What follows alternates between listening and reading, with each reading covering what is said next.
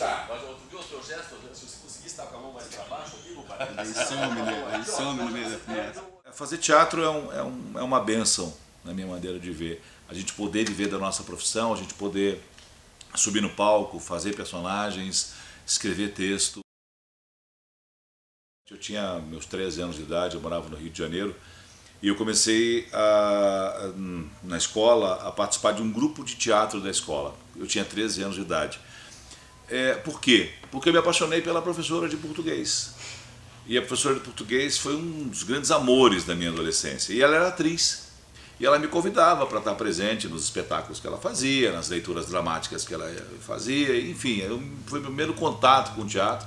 Com 13 anos eu assisti uma peça que me marcou muito até hoje. Eu acho que de certa forma me marca na minha carreira, que é a Cantora Careca, do Ionesco, que eu assisti no Teatro de Bolso, lá em Ipanema.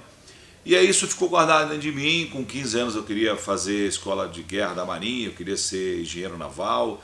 Fiz um curso preparatório no Rio de Janeiro, tirei primeiro lugar. Mas de repente vim morar em Curitiba, porque uma parte da família é daqui, e a minha prima falou, vamos até o Teatro Guaíra fazer inscrição para o vestibular da Faculdade de Teatro do Guaíra. Eu falei, você é louca, fazer teatro, aquele preconceito, falei aquelas coisas horrorosas que as pessoas normalmente falam quando você resolve fazer teatro. E aí eu fiz a matrícula, tirei em terceiro lugar no vestibular e comecei a fazer teatro de uma forma absolutamente sem querer. A minha professora Ivone Hoffmann, um dos maiores nomes do teatro brasileiro, falou assim, mas você tem um talento tão grande, você não pode. Eu falei, mas o que é talento? Eu não tinha a mínima ideia do que era isso. E comecei a fazer teatro com 15 anos de idade, e nunca mais parei. E larguei a ideia de ir para a Marinha, de fazer colégio naval, e nunca mais parei de fazer teatro. O teatro surgiu dessa maneira então na minha vida, só que paralelamente eu sempre fiz muito a rádio, fiz televisão, inaugurei a Rádio 98 FM de Curitiba, fiz muito filme, muito cinema, fiz televisão, e com isso a minha carreira foi tomando um rumo que, graças a Deus, hoje ela está consolidada. Claro que a gente tem muitos objetivos, a gente tem muita vontade de fazer mais coisas, e nessa profissão, a hora que a gente acha que já fez tudo, a gente tem que se aposentar e tem que parar. Que não é o meu caso, eu tenho muitos sonhos, muitos planos. Aliás, a vida é assim, né? A gente tem que se abastecer de ideias, a gente tem que se abastecer de projetos, porque é isso que move a nossa vida, é isso que move a nossa vontade de fazer as coisas. O teatro, para mim, é a minha vida. Eu quero viver ainda pelo menos mais uns 50 anos fazendo teatro, vivendo dessa profissão, vivendo do palco, tendo a plateia, tendo as pessoas me assistindo. Eu sempre achei que Curitiba, quando eu comecei a fazer teatro, as peças ficavam muito pouco tempo em cartaz. A gente ensaiava às vezes 2, 3, 4 meses uma peça, e as peças ficavam um mês em cartaz. Eu achava isso absurdo. Enquanto no Rio e São Paulo as peças ficavam 1, 2, 3 anos em cartaz. Aí um dia, descendo aqui a 13 de maio, eu olhei esse barracão, um barracão caindo aos pedaços para alugar, e eu falei, poxa, vou fazer um teatro aqui, eu quero ter o meu teatro. Fui na imobiliária, peguei a chave. A imobiliária era na administradora paranaense, ali na Santos Andrade, que existe até hoje. Isso foi em 1992, 93, quando eu fui procurar meu tio e falei, tio, o senhor pode ser meu fiador? Ele me olhou, o que você vai fazer? Eu falei, eu quero ter um teatro. Ele, graças a Deus, aceitou ser fiador desse projeto, e eu consegui alugar esse espaço aqui, que era um barracão abandonado, que funcionou como gráfica, funcionou como depósito do Móveis Pinheiro. E resumindo, eu aluguei esse barracão, não tinha dinheiro, não tinha nada, fui atrás, procurei um amigo meu que era engenheiro, uma amiga que é arquiteta, fizeram uma planta baixa do espaço, fizeram uma maquete para mim, eu coloquei debaixo do braço e fui atrás de construtoras, procurei várias construtoras da cidade, contei a minha ideia e, por sorte, por Deus, sei lá por quem, eu procurei uma pessoa chamada Arnaldo Tá, que era diretor de uma grande construtora da cidade, e ele falou, você é louco, né, Fiane? Eu falei, eu acho que sou. Eu vou te ajudar. Pegou o telefone e ligou para várias construtoras de amigos, e graças a ele eu consegui tijolo, eu consegui granito para os banheiros, eu consegui madeira, cimento, ferro. Enfim, eu fui construindo aos poucos as coisas, até que no dia 23 de abril de 94 eu inaugurei o primeiro teatro particular de Curitiba. Esse imóvel continua alugado até hoje e graças a Deus a gente consegue manter ele com muita dificuldade, porque a gente não tem apoio do Estado, não tem apoio da Prefeitura, não tem apoio de nenhuma empresa. A gente sobrevive graças ao curso, graças aos espetáculos, graças às peças que são apresentadas aqui, e a gente consegue manter essa estrutura funcionando. O Lala hoje é um espaço importante para a cidade. Os meus alunos que saem do curso, eles conseguem projeção nacional, alguns já estão bastante famosos, outros vão ficar famosos, eu tenho certeza disso. A gente tem uma estrutura bastante legal. Enfim, o mais gratificante para mim é ver que o teatro está consolidado na cidade, né? Uma das minhas professoras, uma das minhas primeiras professoras de teatro foi a atriz Lala Schneider. A Lala foi uma pessoa muito importante na minha vida, foi uma pessoa que me ensinou a fazer teatro, que me ensinou a amar essa profissão. E a Lala, eu sentia que tinham que valorizar essa mulher pelo que ela significa para o teatro do Paraná. Primeiro por ser mulher.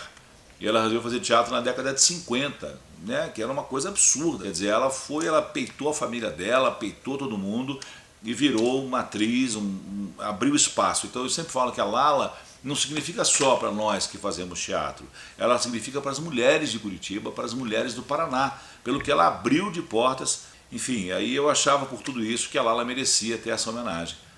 E eu nunca esqueço que nós fomos no Teatro Guaíra, ela estava estreando um espetáculo chamado Palácio dos Urubus, com a Aldelair Rodrigues, que foi outro nome importante do teatro paranaense. E a Aldelair estava agradecendo, chamou a Lala no palco, a Lala subiu para receber flores do elenco, aquela coisa de estreia natural. E aí eu subi, invadi o palco, ela falou, mas o que aconteceu, Fiene? Aí eu contei para ela na frente de todo mundo e ela ficou bastante emocionada que o teatro ia se chamar Lala Schneider. Engraçado que ela até, antes de morrer, ela sempre falava nas entrevistas que não entendia o que eu ia fazer no palco. Ela brincava comigo, você veio aqui roubar os meus aplausos.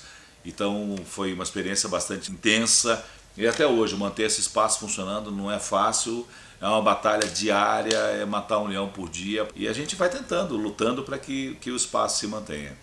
Eu já ganhei alguns prêmios e alguns são muito importantes para mim. 2. O primeiro que eu quero destacar é o prêmio que eu recebi pelo Festival Latino-Americano de Cinema, que a gente foi com um filme dirigido pelo Beto Carminati e pelo Estevam Silveira, que é A Balada do Vampiro, do Dalton Trevisan. E eu concorri a melhor ator com o Matheus Nachergali e o Celton Mello, e eu ganhei o prêmio de melhor ator do Festival Latino-Americano de Cinema, lá em Canoa Quebrada, no Ceará. Para mim foi uma satisfação muito grande, o filme é muito legal, é um filme difícil de fazer, foi muito difícil fazer. E esse filme teve esse sucesso que teve, ganhamos direção de fotografia em Gramado, foi uma experiência muito legal fazer esse filme. A outra foi ganhar o prêmio de melhor ator da RPC, dos Causos e Casos, do primeiro prêmio RPC de televisão, pelo um trabalho que eu fiz com direção do Marcos Werneck, que foi O Médico e Suas Histórias, uma história verídica do interior do Paraná, de Palmeira. E eu faço o médico e também foi um prêmio bastante legal. A televisão, o cinema, o vídeo fazem parte da minha vida. Trabalhei em vários canais, fiz algumas novelas, fiz Roda de Fogo, Lua Cheia de Amor, Meu Bem, Meu Mal, o Astro, recentemente fiz Força Tarefa, uma participação bem bacana na TV Globo com o Murilo Benício. E eu acho que dentro da minha carreira a televisão ela sempre foi muito forte, continua sendo muito forte, porque é um veículo que eu me dou muito bem, eu sei trabalhar com a televisão, eu sei encarar a televisão. O que eu acho, por exemplo, em Curitiba é que a gente carece de mais espaços para a TV, carece de mais oportunidades hoje no mercado curitibano para a gente poder fazer o nosso trabalho de televisão, que seria uma fonte de renda interessante que a gente pudesse viver mais da nossa profissão. Porque hoje em Curitiba a gente tem teatro, grava-se alguns comerciais de vez em quando, a gente tem só o Causos e Casos da revista RPC, da TV paranaense, né, da Rede Globo, local, que a gente acaba ficando refém de pequenas participações. O caminho seria esse, o caminho seria nós termos mais espaços para a televisão do Paraná, para os artistas do Paraná poderem aparecer. Eu costumo dizer sempre que a gente tem que pegar as críticas e tentar absorver delas o melhor. A gente não pode se abater com as críticas, apesar de algumas serem às vezes meio violentas, mas a gente tem que saber filtrar essa crítica e entender melhor. Porque algumas pessoas, por exemplo, consideram algumas peças minhas ou consideram o meu trabalho como um trabalho comercial. Aí eu pergunto, mas quem não é comercial? A gente cobra ingresso, os outros que fazem os espetáculos mais herméticos, as montagens da elite cultural dominante, eles também cobram ingresso. E eu sempre digo que a elite cultural dominante só sobrevive graças às leis de incentivo, lei municipal, lei estadual, agora que está tendo aí, a lei federal. Isso tudo facilita para que essa elite cultural mantenha os seus espetáculos e possam discutir e pesquisar, fazer a tal da pesquisa de linguagem. Mas olha que essa elite cultural dominante parar e não tiver mais subsídio, eles vão ter dificuldade para sobreviver. E aí nós que fazemos um teatro mais popular, que falamos a linguagem do povo, que falamos coisas que as pessoas querem ouvir, porque eu estou preocupado com o público, eu não estou preocupado com o meu umbigo, eu não estou preocupado com somente com as minhas ideias. Eu faço teatro para o público, eu faço teatro para que as pessoas se divirtam, se emocionem, chorem e principalmente pensem. Então eu acho, sinceramente, que qualquer tipo de crítica ela é bem-vinda, desde que ela tenha uma consistência e desde que ela signifique alguma coisa para você. Do contrário, para mim, ela não significa absolutamente nada. Dentro disso, eu vou continuar fazendo meu trabalho da melhor maneira possível, agradando os críticos, essa intelectualidade boçal, esses intelectuais, desculpe, que só se preocupam com os seus umbigos, não se preocupam com o espectador. Eu vou continuar passando por cima deles, lutando pela minha carreira, pelos meus espetáculos, pelos meus colegas, porque afinal de contas eu vivo de teatro, né? Eu sobrevivo e os meus colegas, eu procuro fazer espetáculos para que eles tenham público, para que eles possam viver da sua profissão.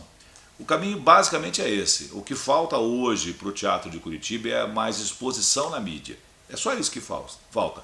Nós temos excelentes diretores, temos maravilhosos atores, bons autores, a gente tem toda uma estrutura, teatros com qualidade. O que falta é a mídia, os veículos de imprensa se interessarem pelo Teatro de Curitiba. A hora que isso acontecer, vai ter um boom gigantesco nessa cidade. As pessoas falam, mas o Festival de Curitiba não tem isso? Tem, e é por isso que o Festival de Curitiba lota, por isso que as casas de espetáculos ficam cheias. Por quê? Porque tem exposição. Todo mundo fica durante o festival ouvindo falar de teatro, teatro, teatro, teatro. Consequentemente, as pessoas se sentem motivadas a ir ao teatro. Durante o resto do ano, não. Para você conseguir uma chamada, para você conseguir uma entrevista em qualquer veículo de comunicação, é quase que humanamente impossível. Então, sinceramente, o problema do Teatro de Curitiba, o problema do Teatro Paranaense só é um: a mídia. Público nós temos, teatro nós temos. A Casa do Terror é um espetáculo que para mim é uma satisfação muito grande, porque ele está há 17 anos em cartaz, começou de uma forma absolutamente despretensiosa, era para ficar 1 mês, 2 meses em cartaz no Teatro Novelas Curitibanas, que nós tínhamos recém-inaugurado com Vampiro e a Polaquinha, que foi um outro espetáculo que a gente fez. E a Casa do Terror ficou em cartaz durante muitos anos naquele espaço, depois foi para o Teatro Guaíra, depois veio para o Lala, fomos para o Rio de Janeiro. No Rio era para ficar 3 meses, ficamos quase 4 anos em cartaz. Agora estamos negociando para levar para São Paulo, fizemos no interior do Paraná, enfim. Foi uma peça que foi se avolumando, crescendo e virou um fenômeno. Hoje as pessoas aqui de Curitiba e de fora falam da Casa do Terror e falam do fenômeno que é teatro à meia-noite em Curitiba. Então eu acho que eu fui abençoado por Deus ao escrever a Casa do Terror e algumas outras peças minhas que fazem muito sucesso, que têm um apelo bastante grande para o público. Nem Freud Explica, que está em cartaz há 11 anos, comigo e com o Marino Júnior. A Tarada do Boqueirão, que é um fenômeno de bilheteria, que onde vai a gente lota. Enfim, são vários espetáculos. A gente tem espetáculos infantis, a Indiazinha Apaixonada, que é uma lenda do Quênio do Quartelá, que está em cartaz e que vai mexer muito com as emoções das pessoas. São espetáculos que me dão muito prazer. Como eu falei, são mais de 80 textos, mais de quase 500 direções, 400 e poucas direções. Se eu ficar destacando uma ou outra, eu vou ser injusto. O mais importante é que eu faço o que eu faço por uma única coisa: amor. Que sem amor a gente não vai a lugar nenhum.